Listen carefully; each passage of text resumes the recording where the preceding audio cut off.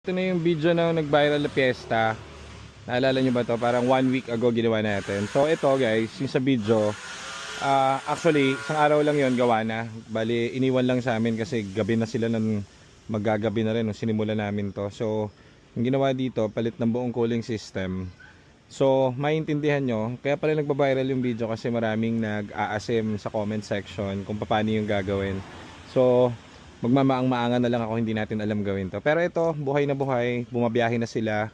Kaso, kung titignan mo, bumalik pa rin sila sa atin kasi hindi namin to ma-change oil noon. Kasi, di ba kakabili lang nila nito? Welding. So, hindi matatanggal, hindi ma-change oil. So, pinabalik na lang namin sila and pinamonitor yung takbo and everything. So, everything goods naman dito sa kotse nila. So, anyhow, buhay ang kotse at walang naging issue. Ngayon, kaya natin ito, di ba marami tayong in-explain doon kay ma'am. Kaya tayo maraming in-explain doon. Ang naka-code kasi ron is transmission. So, transmission tapos may hagok yung kanyang engine. So, syempre, in-explain namin yon. Kasi kapag kunwaring gagawin mo yung transmission, may problem naman yung engine, edi wala rin. Pag ginawa mo yung engine, may problem yung transmission, edi wala din. So, cooling system lang muna ang gagawin dyan. So, okay, dito yata sila sa loob. So, checkin natin. So ito yung sa kanila yung 2012. So ano ano yan, no? Naka-welding. So yung nabilan nila pina-welding siguro yung yung oil pan nila. Kaya nung dumating sila dito, gabi na yun di ba? Hindi na rin namin ma-change oil dahil i-welding pa ulit. Ngayon namin pwedeng ibaba yung oil pan para palitan ng ng bago. So ganun yung ginawa, kaya nahirapan. So buhay naman yung kotse, walang problema, no? So interviewin natin sila, ma'am. Andito sa loob. Ma'am, kamusta? Hello, sir. Buhay? Good afternoon. Okay naman? Okay naman, sir. Pina-PMS namin, sir. Oo, kasi di ba hindi ma-PPMS dahil nung Opo.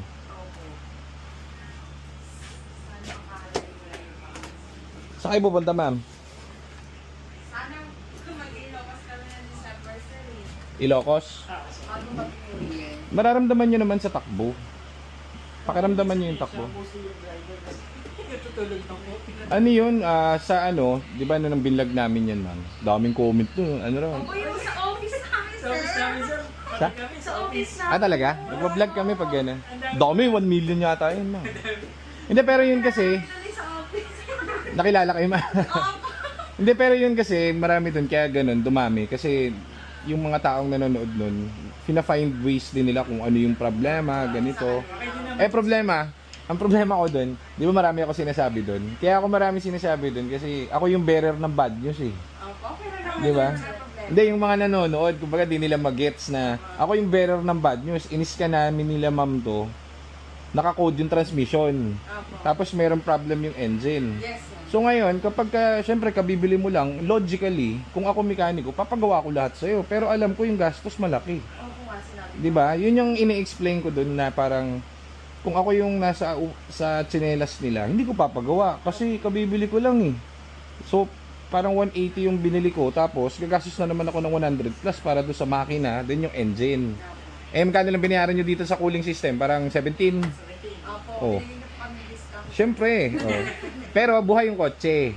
Mandar. So, pero yung tinest drive namin, di ba tama naman yung findings natin dahil nung umaandar tayo, sir, no? Nawala yung yung drive. Yun yung sinasabi namin na alam namin sa computer pa lang may something yung yung transmission. Pero nga kasi ang logic, pwede nating ipa-overhaul yan, pa-overhaul din yung tranny.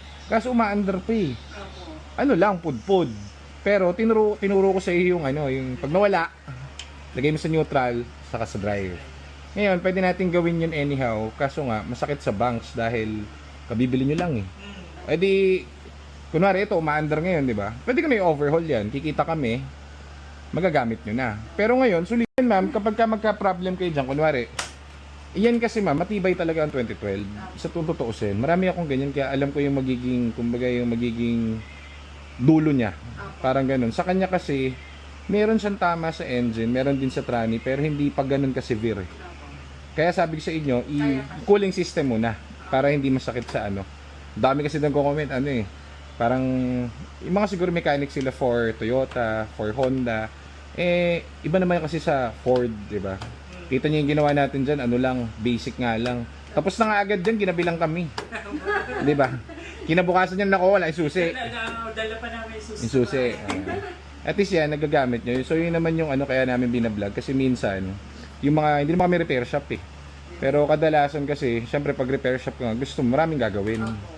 Eh yung sa amin, ayoko nga may gagawin eh. Napansin nyo ba yung in-explain ko sa inyo? Ayoko may gagawin. Gusto ko, ito yung best natin na gagawin sa kanila. Parang ito yung pinaka-main, di ba? Nag-overheat kayo nung dumating. Ayun, nagawa na natin yung overheat, okay na. O ngayon, yung engine tumatakbo naman, edi okay pa naman siya. Sa kanya na iyan, pag nagkaroon kayo ng onting, nakaluwag kayo ng onte, o di unti-untiin natin yung sa engine muna. Oo. Hindi natin na kasi yung sa oil pan, di ba? Yun na lang yung kulang nyo, yung change oil. Yes, sir. Saan yun nadala na? After nung nag-Pasig.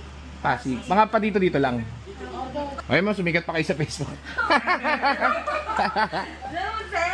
At least good manner naman. Oh. Tago kami sa office. Kaya sa inyo ba yung piyesta na ano? May nagko-comment doon, yun yata yung nabilan nyo eh. Oo, nag-comment doon. Nakita ko na, may nabasa akong comment doon, sabi. Hindi ko alam, sir. Ano pang panoorin niyo sa rin? Sabi niya doon sa comment, ano ba yan? Hindi, ano yan, matagal lang hindi nagamit nung nung binigay sa kanila. Parang ganun. Baka yung pangalawa. Baka yun. Eh, yung sa amin naman, ito na yung kila Sir. So, ito, biruin mo. Sa atin nagpa-repair, ano? Ginawa namin yung best possible way para dito. So, ngayon, sa atin din bumalik, parang pa-change oil. Scanin mo na, no? Nawala ba sir yung yung check engine niya? Minsan nawawala, nagkakaroon. Bumabalik. Ano yun eh, pag nadedetect niya na, kasi nga pudpud na eh. So kapag ka ayaw mag-engage, magche-check engine. Eh may parte kasi doon na medyo makapal pa siguro. So gumagana pa. Yun yung sinasabi ko na pudpurin muna natin para hindi tayo gastos ng gastos.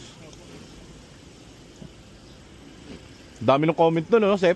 Mga naglabasan yung mga magagaling na mekaniko eh. Tinuturuan kami kung anong gagawin doon sa Doon sa okay lang naman pero hindi pero yan kasi sir, laging ganyang model saka kumbaga araw-araw yan lang ang model na ginagawa namin. Di kami gumagawa ng Toyota, di kami gumagawa ng kahit ano, yan lang. So yan kahit na parang ganon. Oo. Kaya kita mo ito, pagka dinala mo yan sa labas, totoo naman yan, dali mo yan, meron pa kami isang garahe dito sa kabila.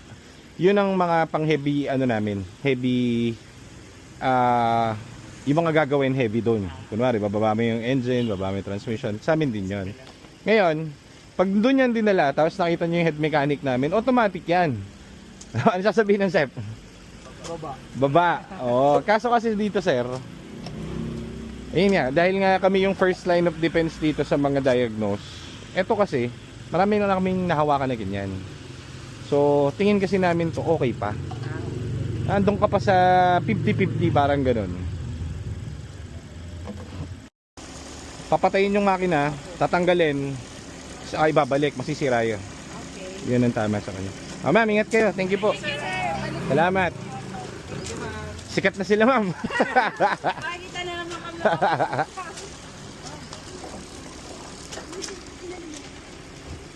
Naramdaman nyo sir yung nawawala yung nangyari sa atin? Hindi. Kaya ang ginagawa ko sa Ni neutral nyo. Tapos naka-into. Hindi nyo neutral ko siya. tapos mabalik ano. Edi parang tama yung diagnostic natin na yung clutch sa pudpud na ano. At least bumabalik, no? Yun ang importante. Neutral mo siya. Kakagat ulit. Oo, yun. Paliti na talaga yung clutch niya. Okay na yan. Sir, ingat kayo sir. Salamat.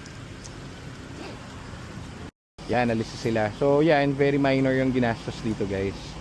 Ang ginastos nila is worth 17,000 lang for the whole cooling system. Actually, mas mataas dapat. Pinales ko lahat ng dapat iles. Ang ginawa lang sa kanila is palit sila ng buong radiator, return hose. Ano pa yung pinalitan dito sa buong cooling system? Coolant tank. Tapos ano pa yung resistor block. Ano pa? Meron pa eh. motor fan, saka yung assembly.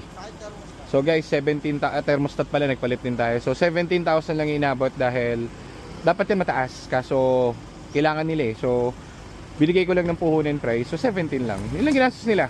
Okay? So ayan, hindi kami magaling. Kabisado lang namin. Okay, peace.